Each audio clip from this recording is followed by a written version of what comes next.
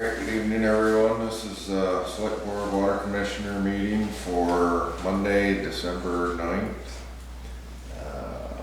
Under old business, we have to look at public safety, policing.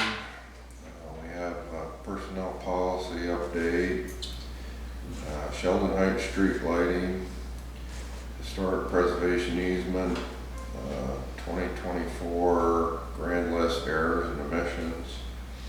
Under new business, we have from the Sheldon Food Shelf a letter requesting funding to be brought up for town meeting, I guess. We have payroll warrants to sign, account payable warrants to sign, minutes from the November 25th meeting, and a report from our town administrator. So, what do you say we get into the discussion on the Sheldon Heights street lighting? I had a call a few weeks ago from Brian, who asked what the status was, and I said, of the hearing about having lights there. And I said, as far as I know, there hasn't been anything official. That's because I missed a couple meetings. But anyway, there hasn't been anything official regarding that at this point in time. And I told him I'd let him know. After that, a week or so goes by, and I get a call from someone from the state of Vermont that's in charge of that whole electrical corridor on 105. Actually, not state of Vermont, sorry, CDPS. And I said, well, there hasn't been a decision yet, and we should bring it up and discuss it. And that's as far as I have, and I don't know, I think, Matt, you were going to reach out and say. Yeah, I did. I didn't get a call back from him, unfortunately. I was just trying to ascertain what the cost would be for putting those. Obviously, the town would be paying to have the lighting installed there, but we had determined that I don't think there'd be a fee for it, but the state would want us to get a permit to put that lighting in there. Although it sounded like that would not be an issue, and there wouldn't be a fee, but there would be a state permit. And that would be because he wants to put the lighting, the lighting was rested at the intersection of 105. So right, and the gentleman from Greenmount Power also mentioned by the hydrant or whatever, the dry hydrant. I said, well, we were interested in that to begin with, but anyway, so he was a gentleman, Mr. Gibbs, that you'd go through for that. He did say that the town obviously would be responsible for paying the light. And that was it. That's all he mentioned to me, and no other further discussion. Is that a precedent we want to set of street lights on all town roads now, or, I think you're going to get into why does that one need it any more than any other, outside of village districts. I know, we just barely got started. We're going to get some of the easy stuff out of the way. Haven't got anything to do. We're just discussing, the first discussion is the Sheldon Heights street lighting. Yeah, I'm not sure if we want to establish that precedent, especially because Brian's concerns seem less to do with safety per se and more with just the visibility of the street. And I'm not sure if that's. I keep thinking to look down there, but I don't go there, by there at night, but is the sign for the road sign, the Sheldon Heights road sign, is that visible from car lights on 105? I mean, they're reflecting. It is a reflective sign. It's not one of the bigger signs, so I mean, and it is fairly. I mean, that was one of his concerns, right? Right. Not able to see the road. Yeah, I think. There. Yeah, right. My opinion would be is street lighting is the pedestrian. If there's a lot of pedestrian traffic, street lighting is very helpful. Cars coming to that intersection in the dark, they're gonna have lights on. So you're gonna, oncoming traffic both ways, you're gonna see lights. And if you go, and like you Rick alluded to the dry hydrant. If the fire department goes to dry hydrant, they have they have a lot of lights all on the side of their vehicles to keep the area well lit. At this point, I don't think, I don't see the need for it myself. But that's my opinion. I think there might be some lower cost and like one-time cost things we could do if the visibility of the road sign is the important thing, or maybe we could add something reflective parts or make the Right, or make it bigger. wasn't that one of the things he Yeah. was alluding to, people Yeah. were having trouble seeing? I think that's what his concern was. I mean, because coming down off Sheldon Heights, there must be a good stop sign, Yeah, I believe there is, yeah. you know, to Right. have the new reflective tape on it. And it's not a problem with cars, you know, not knowing 105 is there, right? It's Right, I think his more concern was people turning finding- off at 105. Right. Right. People going home can't find their way home.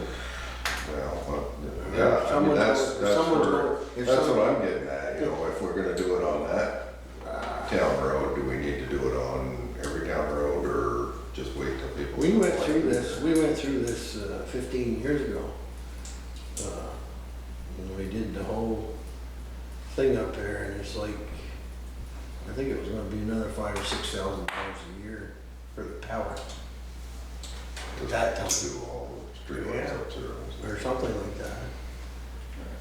You know, it was, and then some people were, or there was a group of, there was, 3, 4 residents here that were looking for that. Which, if you do, yeah. But those are all private. Right, there's a It's homeowners not- association. there is The an homeowners association Yeah. there, I think. That's right. So, although it's all town highway now. Correct, yeah. You know. Although, well, we had Mr. Woolridge came down to one of our meetings and said he would be against that lighting in the neighborhood Yeah. if there was, Right, and people that go there, I think 3/4 of the people that, you got GPS on them, the car tells them to turn. Yeah. It's I would a say, sign. probably with his concern or people's concern, I don't know if I haven't heard concerns from anybody else, but, make sure there's the sign that says Sheldon Heights. And, It's not, well, I don't know. I don't know. I guess we can, vote on this or, Yeah. take a motion to whatever you, want. No one moves it, it's not going anywhere. Is that true? Call for a motion. I get a motion on this street lighting, Sheldon Heights. So if I make a motion that we just do the one-time update to make sure the street sign is reflective and visible at night instead of in the street lights, that Night will to the appropriate. lights. No, Yeah. it just, that's supposed to be there anyway. Yeah. Okay. Okay. Then I'll make that motion that we say no to adding the street light on Sheldon Heights. All right, I got a second on that. Sure. Second. All right. All in favor of not doing streetlights on Sheldon Heights? Aye. Opposed? Okay. Let Brian know, or? right, I can call, yeah. Okay. Yeah, we're just not ready to do that. Yeah. All right, personnel policy update. All right, so you guys have a copy, I'm sorry, I meant to print that, I'm double-sided and I made a mistake. I'm sorry. Anyway, so I've got a lot of paper there, but, I talked over this, with the town's attorney. And so, I'll just share with you the changes that were made, based on that conversation. Just give me a moment here to.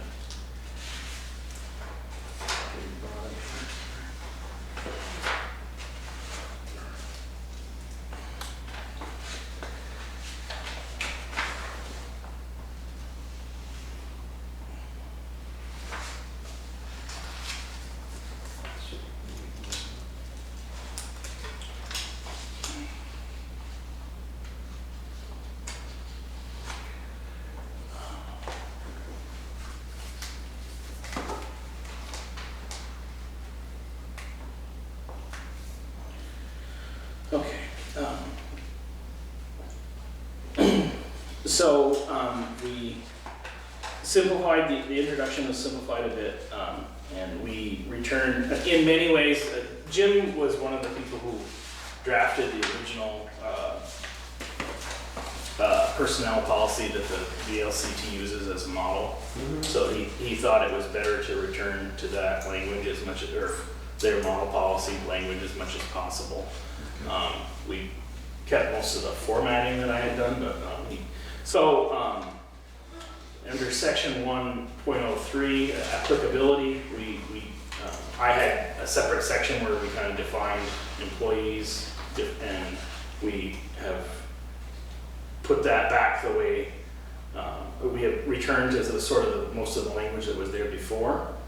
Another issue that we had before, and I think it's partly because the town's existing personnel policy was written to cover all employees with respect to certain, it seemed to be an everything policy. And as I was reading it, there were certain employees where, well, this wouldn't really apply.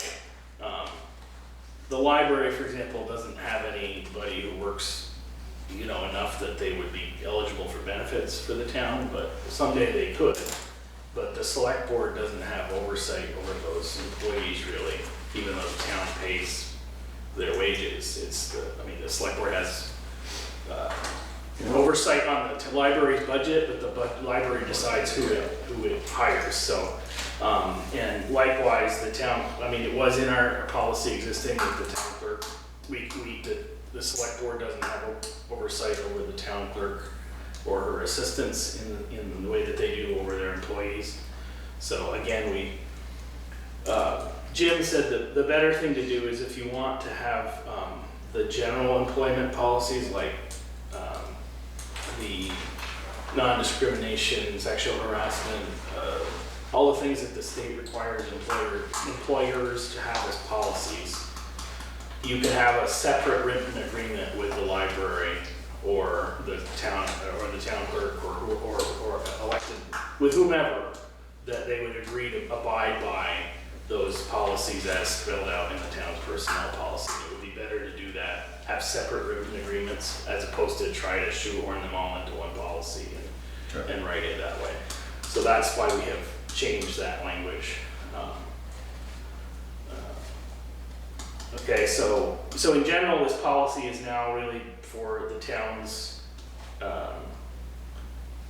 permanent and full-time employees that are under the oversight of the select board in general. That's the idea. And as it says, it would not apply to members of town boards, commissions, volunteers, seasonal employees, and people who work on a contract basis unless by separate agreement. And likewise would not apply to the library or to the town clerks or to an elected officer unless by agreement. Again, and it's been the primacy of the select board's been, Jim wanted to make sure that that it's the select board who's in charge of these things. So in some cases, the term town has been replaced by the select board. Okay. And also, Jim was wanting to make sure that we maintain the at-will employment status, so a lot of changes were made in that way. He did a good job. Moving on to the employment policies in section 2. He did a good job. We've updated all those the categories under the long list of those is the current one apparently.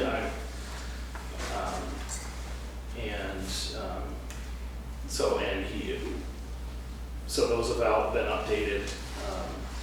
The workplace harassment section,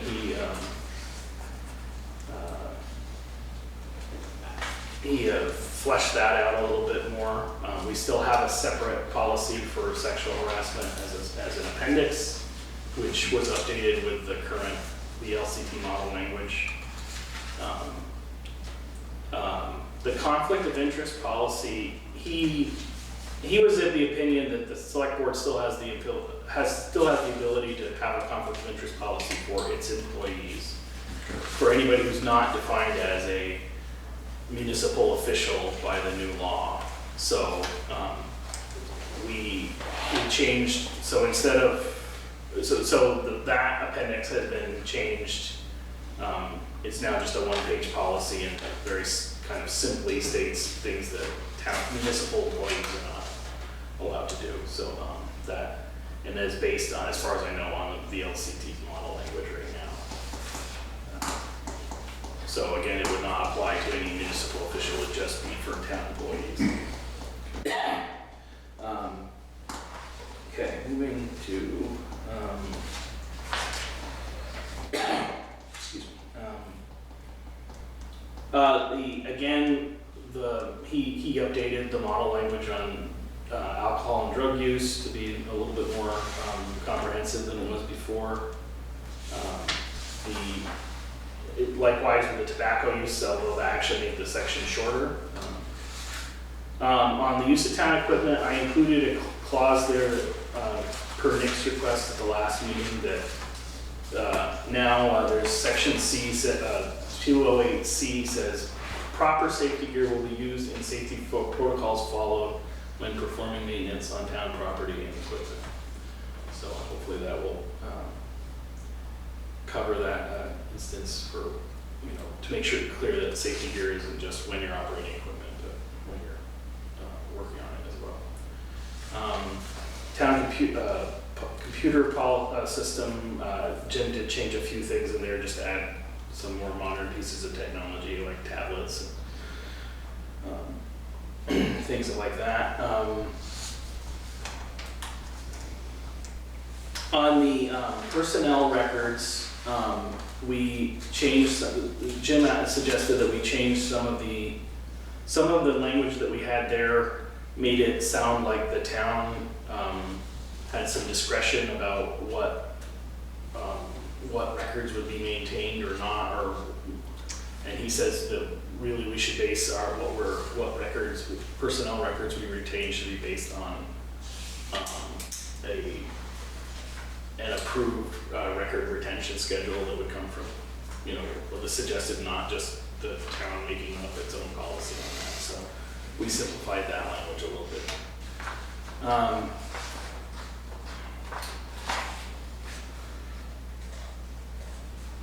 I had a section in there that kind of cited the statutory language that about how compensation rates are set by state law, either by the voters or by the select board. That wasn't really necessary, so we took that out. The section 3.02, the annual review.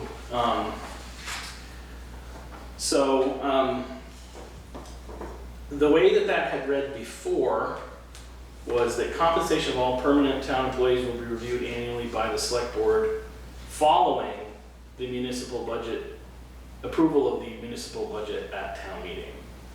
And Jim suggested that in practical terms, the select board really reviews that when it's preparing the budget for the next year, and then it can approve the raises after the meeting, but I don't know, that's the way he suggested that we put it compared to how we had it before.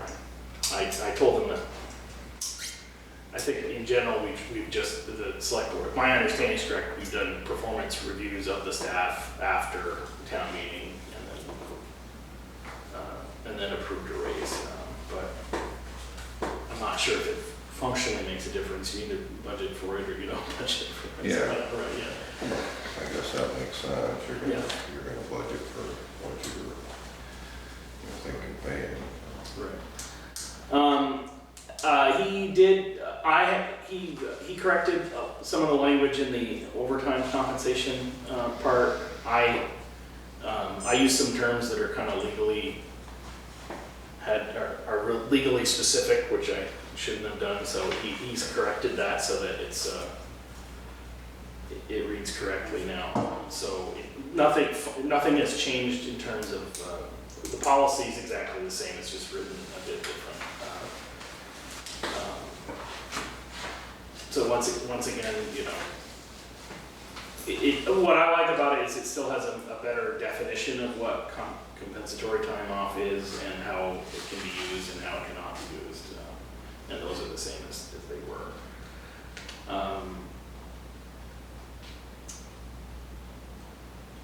Were some minor changes to the languages on the uniforms, but that doesn't really add up to anything. All right. And then benefits, section 4, because I was trying to have in the previous draft, I had tried to define different categories of employees and then use the same language throughout the policy. But instead, Jim simplified that language earlier, as I said, to just define permanent full-time employees and not full-time employees.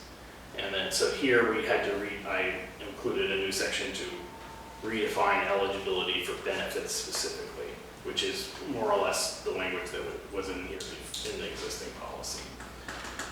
Right? Again, same language in the eligibility for domestic partners. And then otherwise, Jim had some questions about the way that we are phrasing the health insurance benefit in 403.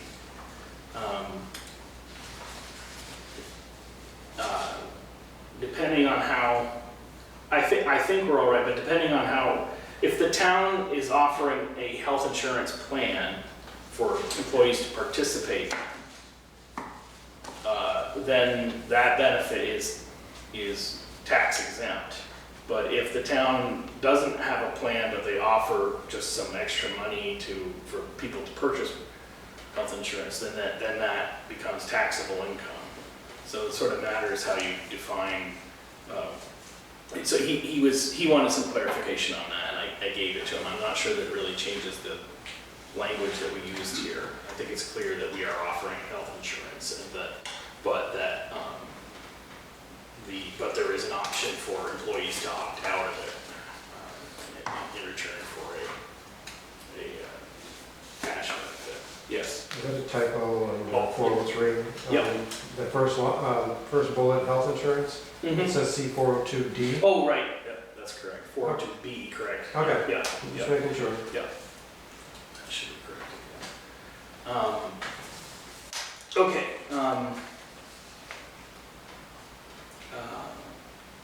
Leave again is the same. Jim did have a couple of questions in this section, mostly having to do with how the town is dealing with. For some of the leave categories, there is no. Some of them mention part-time. What the town would do? What the town would offer part-time employees, and some of them don't mention anything. So for vacation, there is no mention of part-time employees in there, for example.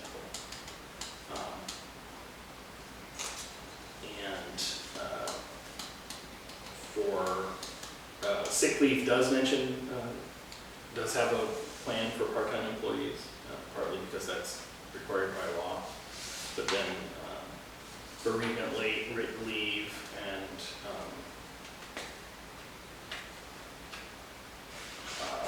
it was the one that he asked about actually. But Jim also did some corrections with respect to parental and family leave. That's actually, the town's only obligated to offer that if the town has has 10 or more employees. So the town may not necessarily be required to offer that. Although the language that we have there says may receive, so I'm not sure if we want to. And it's a state law will determine if the employee is eligible. So I asked Jim for some I did not receive yet. I asked Jim for some clarification about that in terms of how the law defines employees, because town doesn't have that many employees who work substantially, but we do have a number of people on the payroll. So depending on how you calculate employees, I'm not sure if that applies to this town or not.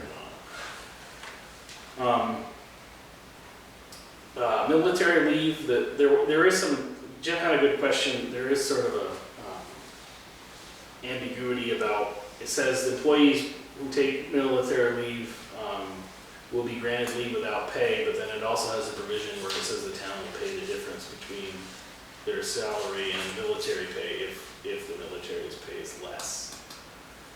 So, I'm not sure.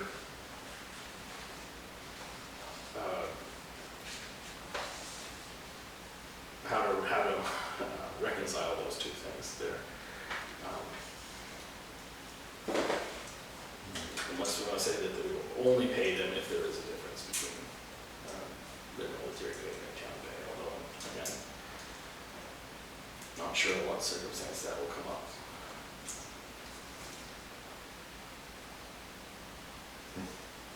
And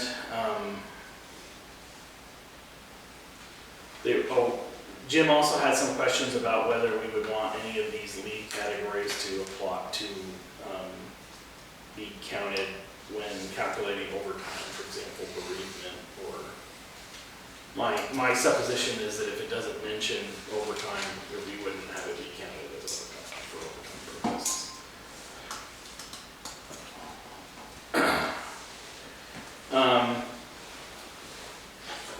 On the emergency response leave, I did, Rick, you had asked about, I had a section 509A part 2, I had said that was, that had read, an employee who's actively engaged in critical infrastructure maintenance, blah, blah, blah, blah, or who can be expected to engage in such activities within 2 hours. I changed that to 1 hour. But it still has a requirement that if they are within 2 hours before their work, there was contact beforehand in that circumstance. And Jim did change the first provision we had came from the section 1 there, had originally said something like, at no time will employees earn overtime because of this, and Jim phrased that much more like it should be phrased.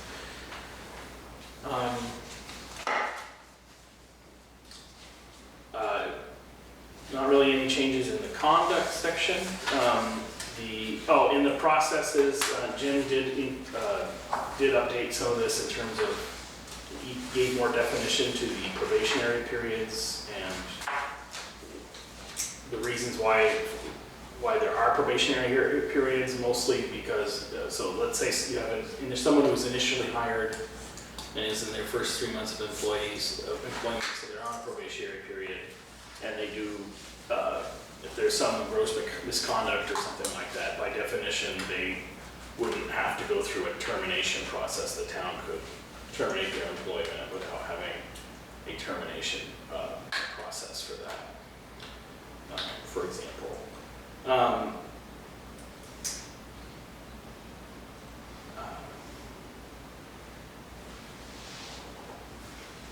The performance evaluation is the same as it was, and I don't think he changed anything in terms of the grievance process. We had there was a part of a section for complaints, and that was kind of vague, and Jim suggested that that's in the current existing policy, and so we deleted that because we weren't really sure if that was a complaint from an employee or if it was a complaint from, a resident or something like that. We weren't sure how the complaint process was defined. And in general, if there's a town policy where an employee can make it a complaint, it's detailed in this policy how and when they should do that. So we don't really need a separate section on that. The employee discipline, Jim again fleshed this out based on the VLCT model, which isn't that different from what we had before, but it did update the language a bit. And then the termination process, we did not have the current VLCT recommended process in our policy. So that is the part that got a bit lengthier here.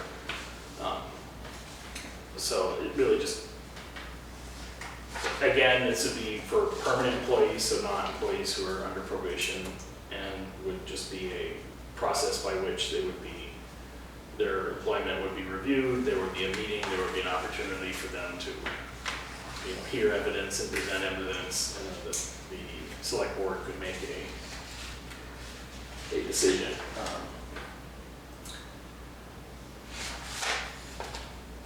And they have the ability to appeal to a certain extent there.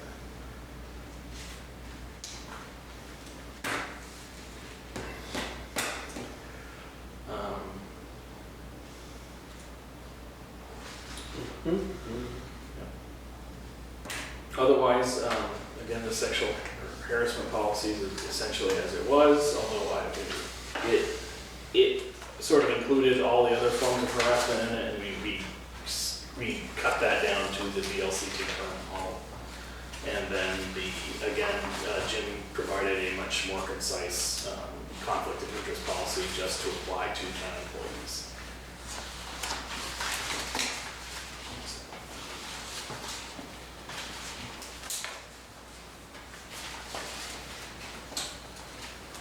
All right.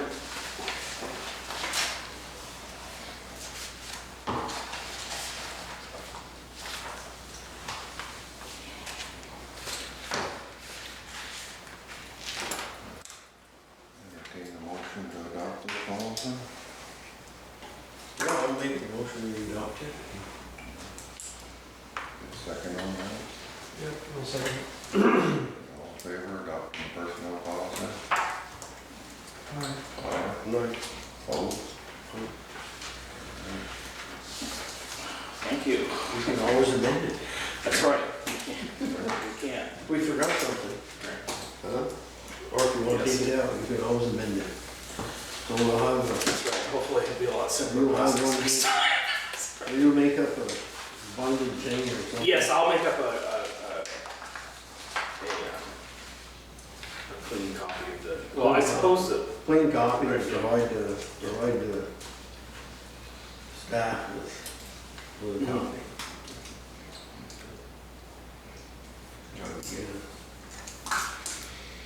All right, on this public safety issue here. Yeah. We have everything going. yes, I do. So I did get a response back from the sheriff, which was a little bit different than what he had said before, so that was interesting. Let me just see.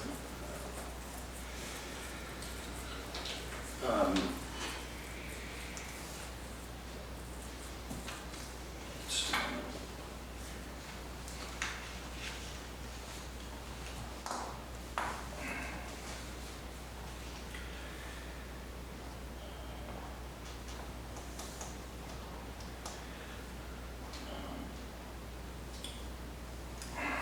Okay, so at the last meeting, we had the question had come up whether the sheriff would consider a contract for, sorry, the contract we had been discussing, which back in June, which the sheriff said would still be on the table, was for 16 hours a week of coverage. At not last meeting, but 2 meetings ago, you had asked if he would consider less than that, even an 8-hour a week contract. And he said that he would consider an 8-hour a week contract for sure. I reiterated to him that it would be preferable for Sheldon if there was a more flexible solution that would possibly include less than 8-hour shifts, or being able to split the shifts on different days, so we would have more coverage throughout the week instead of one 8-hour shift. And before, when we had discussed this in June, he said that was not really possible. But he said this time we would consider a less than 8-hour shift of no less than 4 hours. However, this makes scheduling subjective to the available Governor's Highway Safety funding, so we can round out a complete 8-hour shift. The Governor's Highway Safety funding isn't a guarantee, but has worked for us historically. So they would not be able to do less than 4-hour shifts a day, but it sounds like we could get some contract language where the town would be able to, if there are funds available from the Governor's Highway Safety Fund, the town may be able to get 4-hour shifts, more 4-hour shifts throughout the week as opposed to a single 8-hour shift or 2. I asked again about the rate increase from the previous contract, and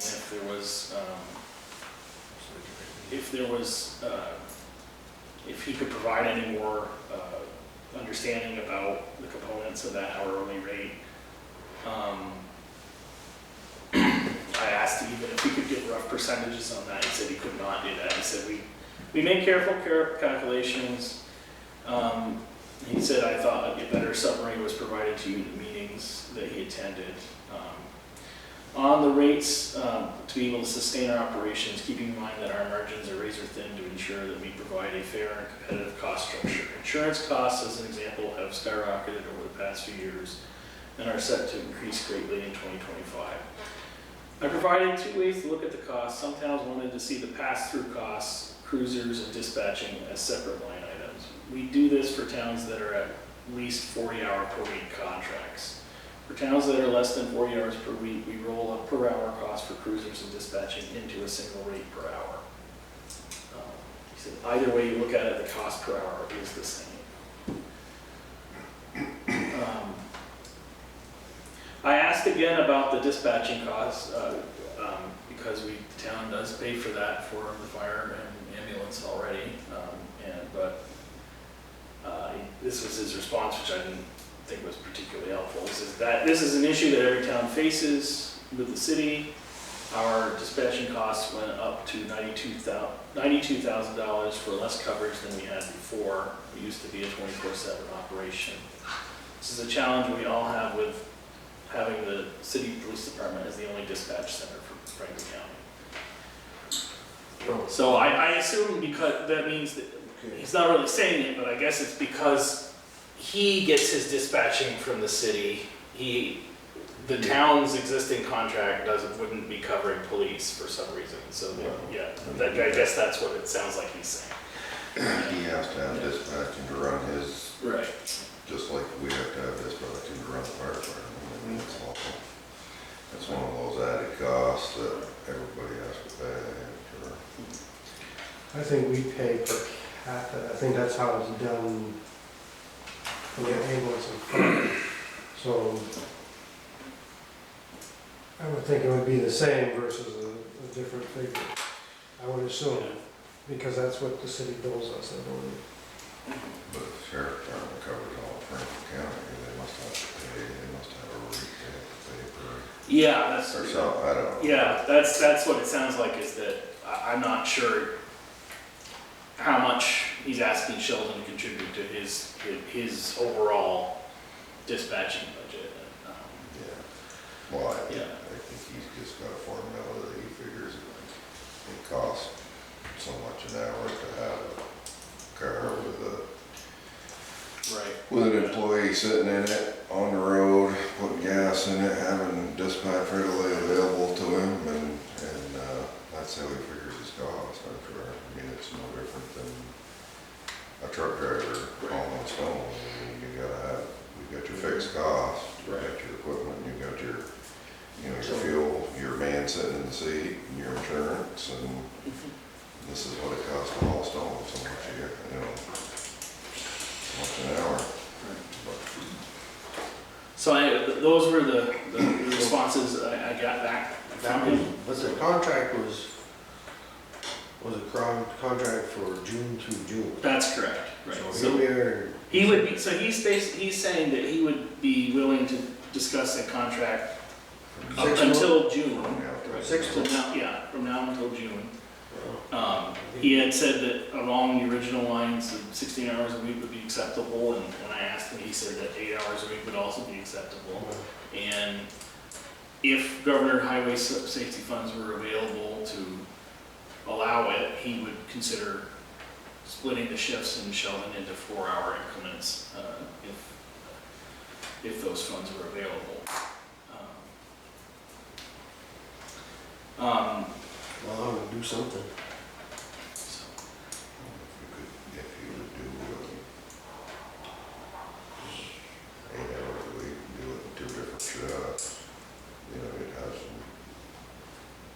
presence in town a couple times a week.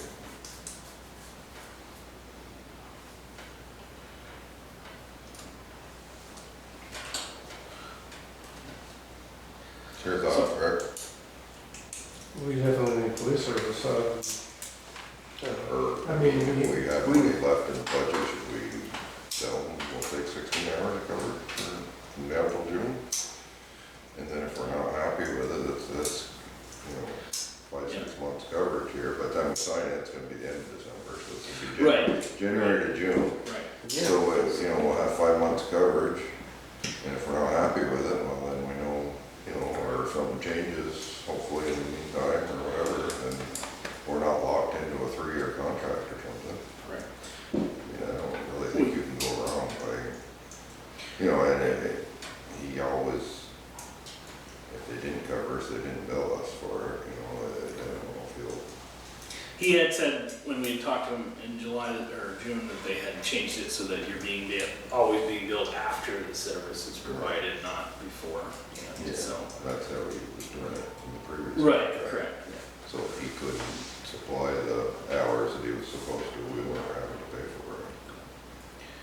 Yeah. So again, we had budgeted 60,000 for this year, and I don't recall off the top of my head, but we had spent, you know, less than 25, I think, to the beginning of the year, up until the end to June, July, up until July. So obviously, if we were to go forward with a contract now, it would probably be for starting next year. So you could build that into your budget for next year when we discuss that at the budget meeting. I reached out again to Enosburg a couple times since my contact there, and I haven't heard back from him about what's going on with that the policing committee.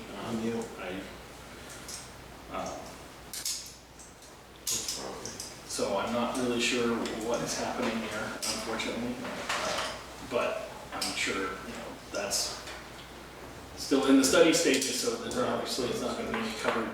Not gonna happen before, you know. That's correct, right, so.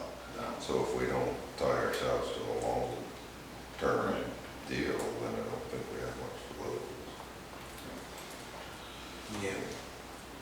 That's my opinion. Money's there, the budget, Money's spent there. 6 months of it, you haven't spent 6 months of it. I don't know. Totally, All right, so I will approach the, should I approach the sheriff, and I guess what I'm asking you is, if you want to consider a new contract with the sheriff, what should I ask him for in terms of terms? Should I ask him for 2 contracts, one for 8 hours, one for 16, and present them to you at the next meeting, and we can decide then? Sure. Okay. Yeah. moving on. Okay. And hopefully, but I will make sure that I hear back about what is going on with the policing committee, as if they. I don't think you're gonna have any police. No, but in terms of if that is going to continue, is there some budgetary concern that we should be taking care of that also? Okay. Yeah. That's good. So the historic preservation easement, that's already been approved, you said? Yes, so you had approved that easement at your meeting in October, I believe. But then Jim Barlow reminded me that there is provision where the town needs to warn that for 30 days before it can make, before the town can convey property, it needs to be publicly warned, so the public has an opportunity to petition in case they want to have a public vote on that. I have no petition has been presented as far as I know, and so 30 days has passed. the 30 days has passed, so that that easement can can go forward. I'm not sure, I don't think the board needs to take a second vote on it since you've already made a motion. Again, Steve can come in and sign the final contract and with the clerk notarizing it, and then I will send that on to the Preservation Trust. Okay. Grand list errors and omissions. Yeah, I believe that is, I given you the This is the one. form there. Yep, that's it right there. That's it, yeah. So, there was one, or two corrections to make, that actually have to do with Steve's property. There was a, transfer that you and your brother made between yourselves and your farm, and, I know that wasn't accounted for in the current grand list, so. Some of your business here? Yeah, I'll accuse myself from that, you guys can make that decision. I mean, it's just, changing values, I guess. I see. Yeah. Always going up. Yeah.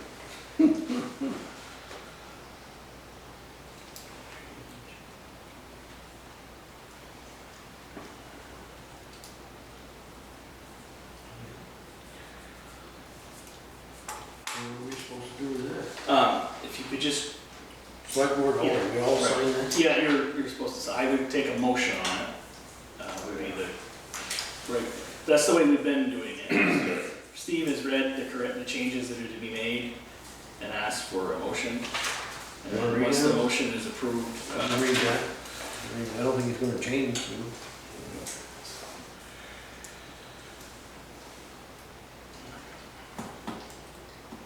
So 21.5 acres from Dodd Farms to Steve Nurture recorded 12/23.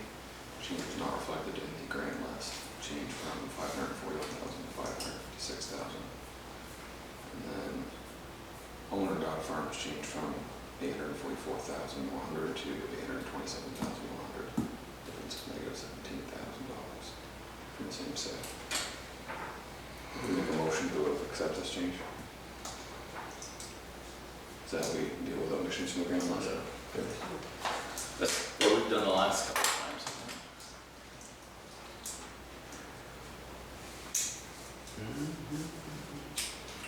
I think historically, you've just had one list and they just kept adding stuff to it, and then at this Yeah. time of the year, they did it, but Justin has asked for several of them instead, so I don't know that it matters which way you do it. No, worry. I'll make a motion.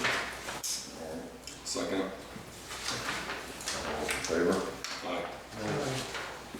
Opposed? Get that signed up. Thank you, Justin will be very happy because he needs to have that done by Wednesday. So, This, letter from the food shelf, is that something we need to read, or is that something that needs to go in the town report? That's a, yeah, I guess, you'll have to, when we're considering how it's something to take into consideration when you're doing your budget planning and when we are planning the motions for the town meeting, I suppose, because the last several years now, we've been having, the select board has included all of the charitable appropriations as a lump sum, and then I think last year, because Franklin County Field Days had asked for more money, there may have been a separate vote on that particular article. So, this could be added as a separate article, or again, you could take it into account when doing the budget, so it's really your preference, but I'm not sure it needs to be read out loud, but we just did receive it. I think that's something that should be a separate request in the town budget there. We'll just follow non-profits or, right? And you usually pay out a percentage to them all. Right? Yeah, that one's a little bigger, I don't know if that should be something that's separate, or if we can decide that when we do our budget stuff. All right, we can go on to sign. Thank you. I'll read the minutes from the previous meeting. here on November 25th of 2024. In attendance from the select board is Stephen Dodd, Nicholas Norris, Richard Piazzi, and Greg Stebbins. Others here was Maria Davison from the library trustees. She's the chair of the library trustees. Seth Cattell, our road foreman. Matt Stebbins, town administrator, and Jerry Lacy from Northwest Access TV. 7:42, I opened the meeting, read the agenda, adding the highway report. At 7:43, Maria Davison said the library has acquired a drop box for patrons to return books after hours. She asked the select board to approve the site selected and install a small concrete foundation for the return box. Board had no objection and asked the foreman to investigate getting a precast form to install. 7:52, the board table discussion on the police contract until Matt received a response from the sheriff's office. Seth Cattell gave the highway report. Guardrails will be installed on Mill Street and on Sheldon Heights. Snowplow turnarounds were discussed and whether the town should create one on Bedard Road. Salt shed has been filled. A solution which can be used in winter or summer may also be purchased. Nick asked about new employees getting seat time in the grader. Greg asked whether the town should plan to replace the grader. Nick asked about small equipment needs. Matt replied that these are included in the 2025 draft budget. Nick asked about upcoming projects. So there are some trees to be cut, guardrails and signs to straighten out. Acquiring a second lawnmower and or a roadside mowing setup was also discussed. 8:19, the board took up the personnel policy update. Nick asked about adding a provision regarding safety precautions during equipment maintenance. Excuse me. The board discussed whether workman's comp related issues should be addressed in the policy. Steve asked Matt to ensure that all required notices are placed in town workplaces. At 8:27, I read the minutes from November 12th meeting, and the board signed payroll and accounts payable warrants. Rick made a motion, seconded by Nick, to approve the minutes, which carried. 8:36, board took up the road cut permit for Scott Gagne on Rice Hill Road. The driveway enters the road on the hill crest, but couldn't be moved due to wetland restrictions. Plain driveway signs have been installed on both sides of the hill. We signed the permit.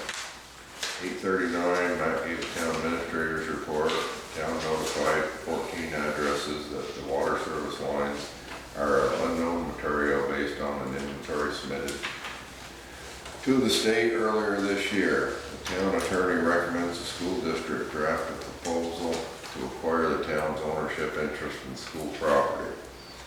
A draft 2024 budget and a summary of 2018 through 2024 municipal spending has been prepared.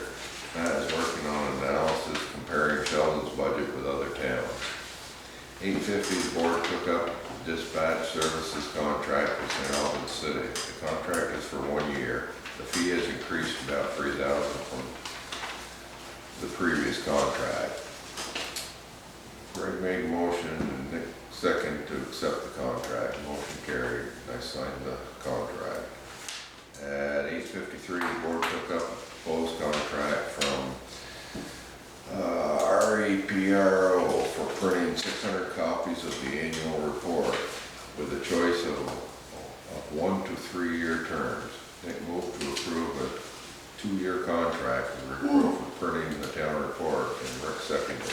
Motion carried and I signed on behalf of the board. 8:59, I read the proposed assurance of discontinuance agreement received from the State Agency of Agriculture.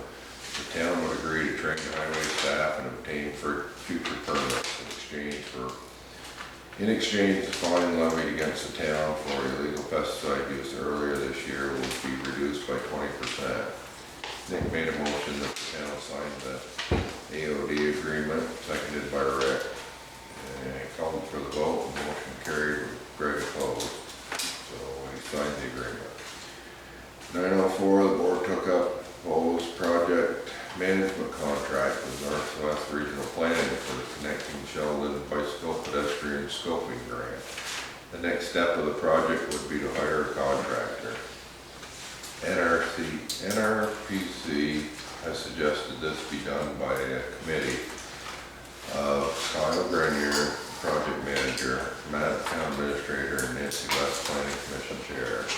Greg moved to approve the contract, seconded by Rick. Motion carried, and I signed the contract on behalf of the select board. 908 board took up the 2025 budget. Greg asked if a special meeting would be scheduled to discuss this topic. After discussion, the board agreed to schedule a budget meeting at the town offices on Tuesday, December 17th at 12 o'clock. Matt went over the draft budget, highlighting areas where costs are expected to increase or decrease. And 9:42, Greg made a motion to adjourn the meeting, seconded by Nick, which carried. Next meeting is Monday, December 9th at 7:30 at town offices. Take a motion to accept these minutes as read.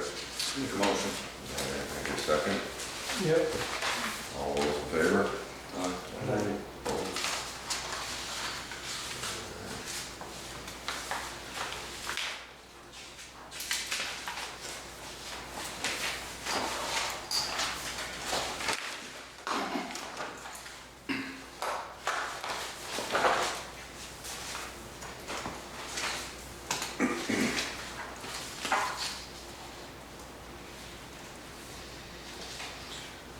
What do you got for us tonight? All right, last Wednesday, as Seth noted when he was here, the guardrails were installed on Mill Street. Unfortunately, the contractor didn't get here until relatively late in the morning, so they were only installed on Mill Street. The ones on Sheldon Heights still. They're gonna make a plan to come back, I think in a couple weeks to do those, so that should be a fairly short job. And really, those, it's not as, the one, we installed them on one side because it's quite a drop off and quite a big pool there. On the other side, it's not nearly as far down into the, I mean, it's a stream, but it's not that far down and it's not that deep water. But anyway, that should be done in a couple weeks' time. They did have to, as far as I know, that was successful, and I guess Seth, I haven't seen the bill for that yet, but they were able to use more of the recycled posts than they thought they might actually. So, although I think maybe the guardrail might have been instead they put the post recycled and the guardrail was new. There was some damage done to the Western Star truck. We had an incident with the Shawville Bridge, so unfortunately, basically the plowing bracket, the bracket that holds on the plowing was bent around, so unfortunately that was a fairly costly repair. We had to, they sort of did a short-term welding repair to it, but it really needed some new parts, which unfortunately had to be gotten from New Hampshire, so Seth went down and picked those up today.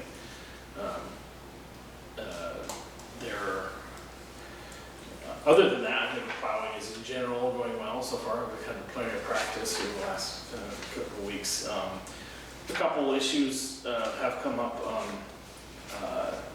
The turnaround on Sheldon Heights, there were 2 cars parked in it or something. So I'm not sure if that was just because it was on the Thanksgiving weekend or what it was, but I'm wondering if maybe we want to consider putting a sign up or something about that, or having some policy about having, if there are cars that parked in the town's turnarounds, during winter months, if we have some policy. Right, well, yeah, or getting them towed or whatever. Yeah. Anyway, it wasn't a big problem, but. Probably up there deer hunting. Right. Yeah.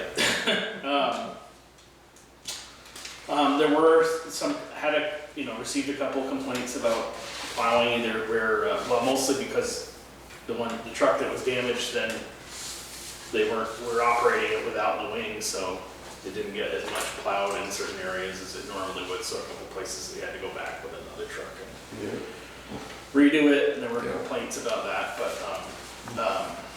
anyway, So, I had let you guys know that, I'd sent an email, that, bill sheets from the Village of Swanton, I had told you last time that Swanton had they had received word from the state that the state's apparently not gonna have an issue with them, transferring that water line to a private entity. And I had reiterated that the town of Sheldon would prefer not to be involved in that in the future. I said the fire department may want to, if that's their concern, as they're independent of the town. Anyway, there will be a second meeting of the interested parties in that line here at the town office next Monday at 1 p.m. So that will be December 16th. I didn't know, Rick might want to attend that as the fire chief. And I don't know if any of you would like to attend that or not. Obviously, if a certain number of you go, then we'd have to warn another meeting, and I'm not sure if it's really warranted. Given. Never know, Steve, all right. You and Rick can go. Okay. We won't have an issue with the meeting. There you go. Okay. Okay. 1 o'clock. 1 o'clock, yeah. And actually this time, I guess the Heather Durkee and her husband, or Kent, I think is their last name, they own the Poor Farm property now, and I guess they'll be involved in that as well. Since there is a water connection there as well. As we mentioned, the budget meeting is scheduled for next Tuesday at 12 p.m. I'll have the figures from the clerk and that report with our neighboring towns in it for you. Hopefully before that, I'll have it sent to you.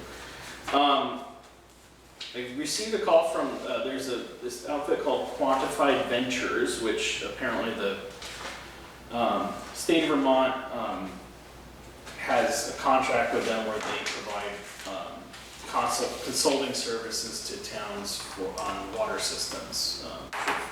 Basically provide free advice of some sort. So they're going to be here on Thursday to meet with me and Hubert about. That's something new. What's that? Is that a new entity? Apparently, I guess it's a Hubert shows me with another, rural water comes Yeah. here all the time. Yeah, right. so this is just another, Yeah, I think I don't know. They called me up and said they asked me about specifically having to do with setting water rates and infrastructure planning Oh. for funding, things of that variety. I see. Yeah, and I said, well, we would be interested in that, I think. hearing that story. Yeah, so I don't think it's gonna, my understanding, it will not cost on Thursday. So, you and Hubert and the clerk, Yeah, exactly, right, yeah. if they're talking about billing, Right, that will be yeah, there would be the clerk. yes. So we'll see what we learn there. The planning commission met again last week. They're continuing to work through the bylaws. I wasn't able to go to that meeting, so I don't know the details of what happened, although I didn't, there weren't any concerns for me as far as I know, so. I assume that they will meet again next month to keep going through that process. They're going one chapter at a time through it, so. There will be a DRB hearing here next week also.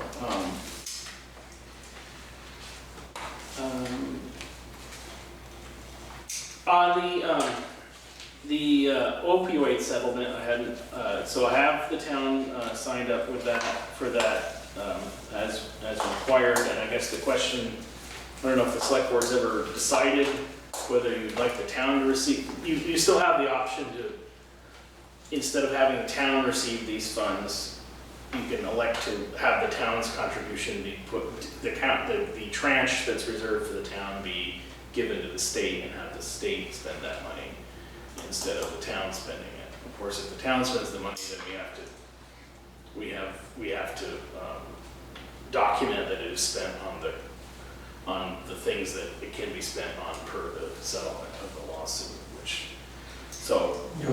What I was- So there, mostly it has to do with either drug education or, there's a big long list of many things, but one thing I thought maybe would be if the fire, would apply if like the fire department had Narcan or something like that, that would be for the first response team, or there are some other other considerations, but that's the one that the town would be qualified. I would think the town might be interested in. The amount of money is about, is a little bit north of $2,000 that the town's been awarded for that.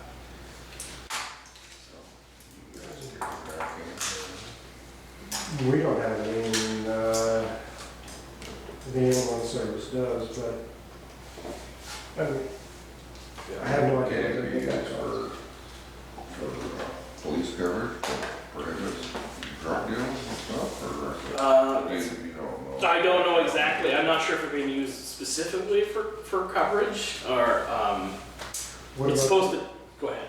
Oh, sorry, what about for cleaning up and, needles and so forth, where we know they reside?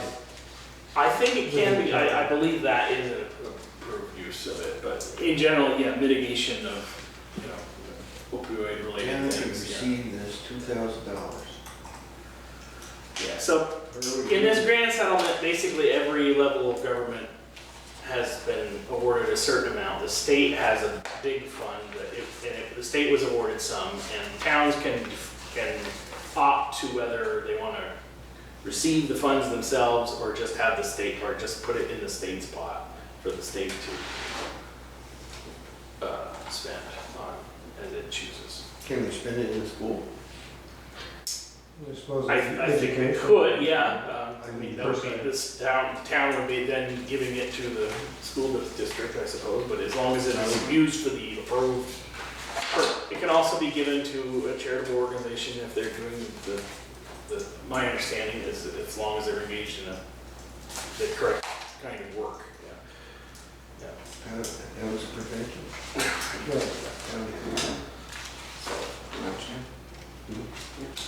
Cool. There's some sort of education Can you find out how much that paperwork hassle it would be to get that money? Yes, I can, yeah. What our options Get it to are. the school Yeah.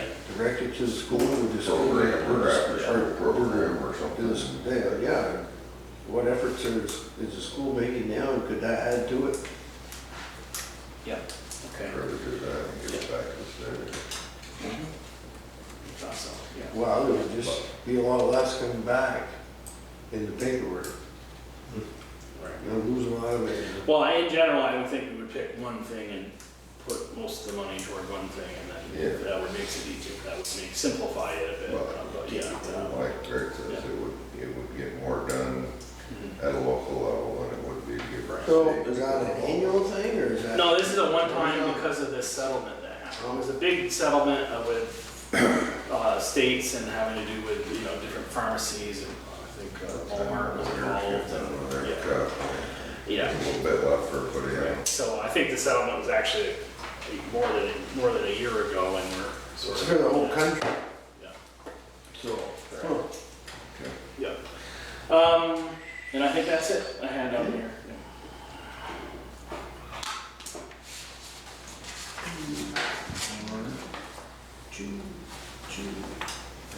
speaking of Gardner, other business. I keep driving by this place, and it's a state highway, and I question whether the state should, at the end of State Park Road on 105, there's absolutely nothing to stop you from going in the river. I mean, literally nothing.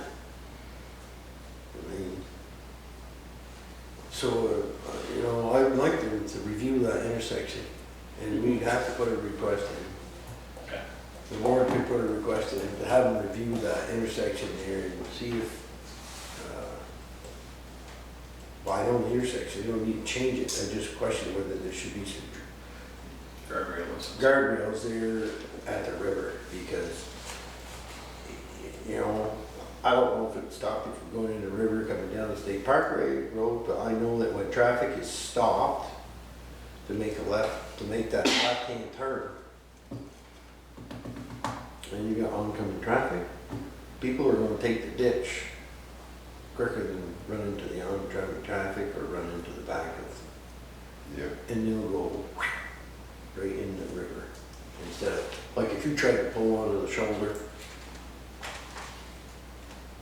you, I end up in the river. It's pretty steep. it's basically a drop off into the river. And that is an area where we've had quite a few accidents in Oh, the yeah. last few years. I question it, like, that's, they would just review it and we could, request guardrails. Do you Something know like if the state's gonna do an assessment of that stretch of 105? Because they did that on the other part before they paid. Right, I asked them Because about. I'd like to know if they're gonna do anything on that four corners. So, Yeah. Right, yeah, right, and I had asked them about that. You should have the 3 lanes or or something. I don't know what the solution is, but Put a I'd gigantic at least look billboard at it. to keep the sun glare out. Yeah. I mean, that's what that last accident was, considered. Great. Yeah. That sun comes down right, the right spot right here. But, I mean, that's, I don't know if they can do anything with that, but it's just, there's other concerns there in that corner. well, if there was a turn lane, they would, I don't know. They're right, the traffic scientists here. Well, they're gonna, obviously, they're supposed to pave that whole section all the way to Pittsburgh next year, so this would be the time to review it. And I had asked them Well, it'd be, about that earlier, I but thought we were gonna hear more on that, the corner of Woodsville and Winchester Road, the guy asked me if we thought it'd be all right to do away with that parking lot and stuff, and I guess they talked to me about it, and they did do that, but I never heard back from them again. right, I didn't either, yeah, so. well, if they're gonna pave up through there, I'd rather put the request in for the guardrails Right. and have it in there as opposed to Can, getting it all done and nothing. can you contact, Yeah, is it still Jim? no, it's Steve Stanley's the district manager now. Yeah. So, and if I came in. Maybe they already had plans for that Yeah. in the new, I can pull up the email. I had sent an email a few months ago asking about that, among other things, when I asked them about the bridge project down here, for example. And they had said that they were gonna, they're gonna do quite a few sign improvements, in terms of, high reflective signs and stuff like that, but I didn't get a more thorough response in terms of, in terms of them changing anything. The other thing I also asked them about the very end of Mill Street that comes out on 105. That of course used to be the old State Route 105, and I think the state retains part of that right away there, and I don't know if they're gonna pave that as part of it, or whether they expect the town to pave that. So I kinda wanted to know that, because there's a part of that out there that I don't think's been paved in a pretty long time. It'd be nice if they did it, but, Yeah. so, I didn't really get a response on that. So I can circle back to ask them about those. I guess issues, the yeah. question would be where Mill Street starts. Right, And then right, because I mean, I think, there must be a line there. There's a line drawn. There's on 2 it. stop signs. you're right, I wonder. There is a, when they built 105 and there had to be a line drawn where the town's responsibility began and the state's ended.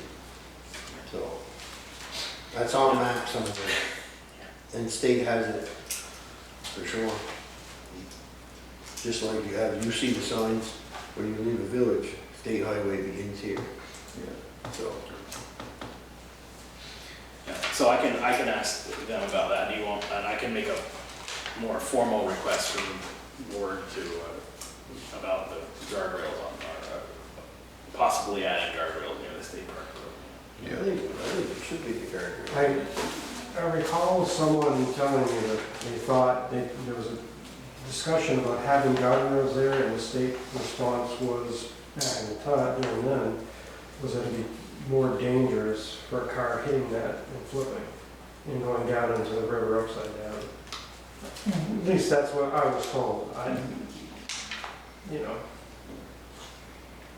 Well, whether that's the case or not, it's time to look at it again anyway, because when it's slippery, sliding down there, you don't even want to go into the center of 105 either. One thing, yeah, one thing yeah. that had occurred to me also, which we'd have to also ask the state about, of course, the schools had those flashing signs out there. Yeah. I don't know if as you drive around, you look at other villages that are similarly situated to Sheldon Springs, in terms of, you're on a state highway and it goes through a village.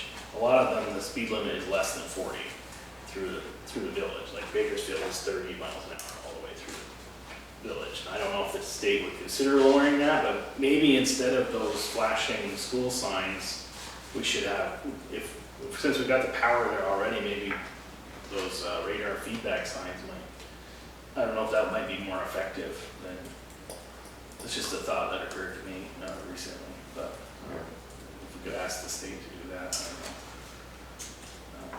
While they're at it, since it's their highway, but I don't know. Well, they're all about safety. Yep. What was his name here? Man in the French accent. Remember him? When we put the Russell Road sign. Oh, yeah.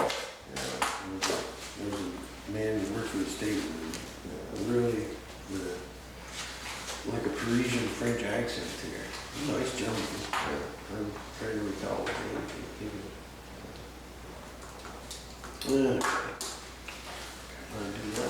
All right, any other business we need to take up tonight?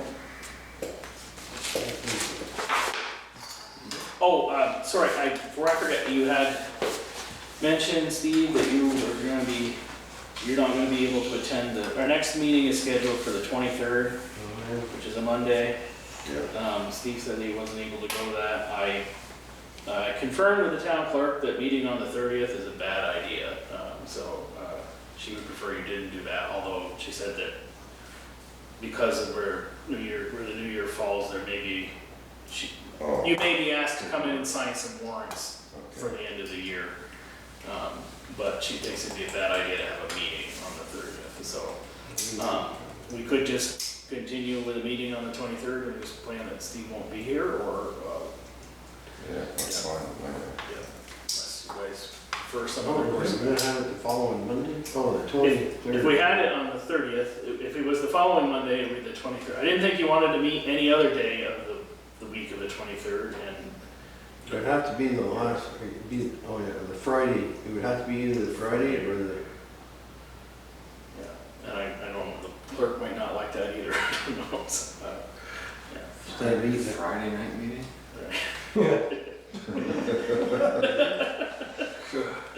So, you are having a budget meeting on the 16th, so, So, or 17th, excuse me, so I can, We can discuss it further. we can, yeah. This must have come off your- But for right now, I think we'll just continue with the 23rd being the meeting unless unless you want to change your mind. But There anyway, you just go. wanted to let you know about that. Sorry to prolong. maybe we can get on it for here. We'll see. So the 16th was what time again? Oh, sorry, 16th at 1 p.m. for the Swan Water meeting at 1 p.m. on the 16th. 16th, and then Budget the meeting. 17th is a new. Correct, yeah. It's all right. Okay. Make a motion to adjourn.